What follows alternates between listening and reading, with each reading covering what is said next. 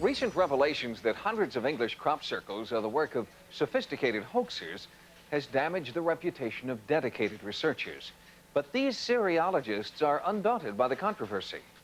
By studying the hoaxed crop circles, they've learned the tricks of the trade. The fakes, they say, have made it easier for them to separate the wheat from the chaff.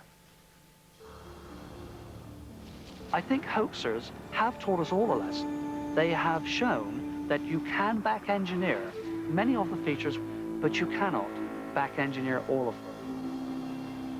Crop Circle researcher Colin Andrews is one of just a handful of full-time investigators determined to discover the source of these beautiful, enigmatic patterns appearing in crop fields from England to Australia. We have looked at the techniques employed by hoaxers. We have, in fact, hoaxed them ourselves. But what happens every time, of course, is that there is evidence that you've been there. With the genuine phenomena, the fingerprint of the spiral, that is the number of revolutions the spirals take from the center of the vortex to completion of the circumference, is also different. And the plants are changed at the cellular anatomical level. This is a field of oilseed rape. It's a very brittle plant. By the lightest touch of the finger, you'll see the bruising that occurs on this. I've removed the hue from the plant, and the damage is evident for everybody to see. Well, if that plant, being in the upright position, as the thousands of them are in this field, received the energy of the crop circle constructor, whoever or whatever that is, this is what would happen. I mean, here's the plant being bent over beyond 45 degrees, down to the horizontal, and snap. We would immediately establish that a circle has been hoaxed by the fact that the plants will knuckle or snap off, just like carrots or celery. In the genuine phenomena, they bend over evenly, they're undamaged, and it is as if a steaming effect has occurred. Andrews, an electrical engineer by trade, first became interested in the crop circle phenomenon in 1983. He was driving to work one morning when a strange pattern in a wheat field caught his eye. I saw 5 circles forming a cross in a field below me, and it was absolutely fascinating. I'd not seen or heard anything like this before. The engineer in me was calling already what actually formed this. Although crop circles have been sighted worldwide, more than 90% of the world's total have been found in southern England, within 40 miles of this circle, Stonehenge. Earlier this year, sightings provided Colin Andrews with a Hi8 camera to keep an ongoing record of new crop circle activity occurring in this region. This is pretty much a typical day in the life of a crop circle researcher, responding to calls from farmers, police, that a circle has been discovered in a field.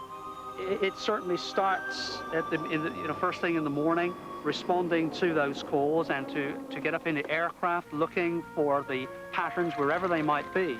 John, where I think we would certainly like to get is north of Andover. This year is only the second year in 12 years that has seen a downward curve, but an increase in complexity of the patterns themselves.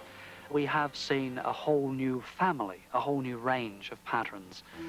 Many of them resemble galaxies, a series of circles and rings, rotating as if they are circumventing a central feature. As you tick off the list of possibilities, you get closer and closer to being obliged to consider that something external, something which is intelligent, is actually placing them there. Simply considering the possibility that crop circles are the result of non-human intervention has made Andrews and other cereologists pariahs in the scientific community. I think some of the media have put a funny tag on the subject, and the fact that I am now publicly saying that I believe there is intelligence involved here has, I think, further distanced my professional colleagues from me.